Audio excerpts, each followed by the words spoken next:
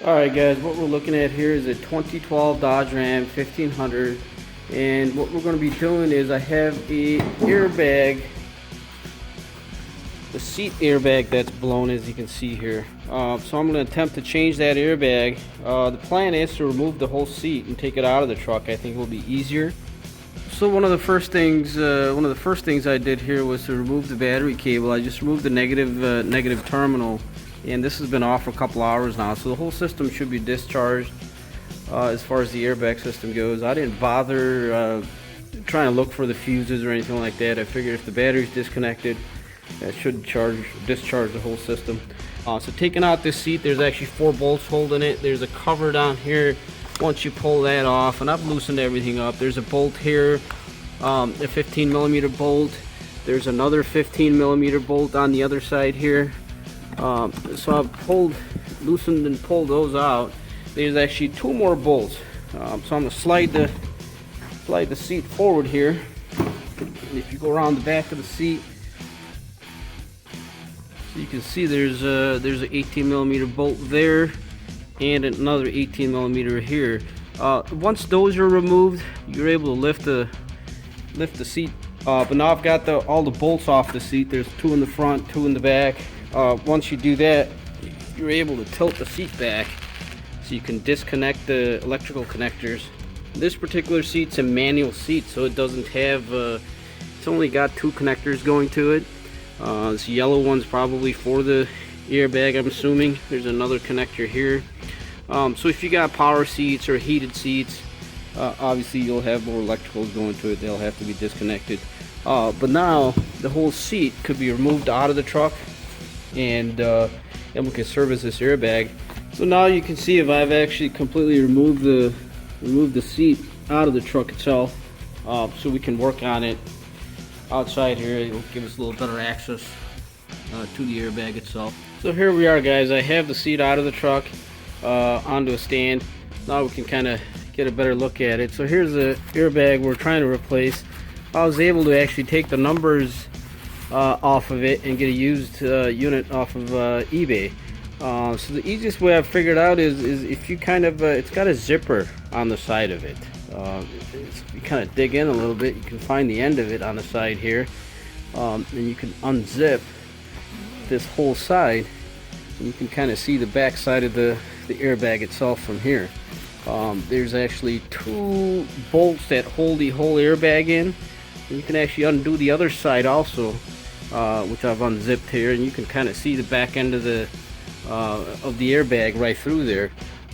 So here I've gotten another unit here, so you can see. So this airbag came from eBay. I was able to match the part numbers on this and buy this one. So as you can see, there's actually 2 studs in the back of it, and that's what holds it onto the frame of the seat itself, which is accessible from the back since we've unzipped it. So you can feel them back here, and I believe there might be 8mm or even smaller 2 nuts on it, and that whole thing will come out, and then we'll go ahead and put this other one in.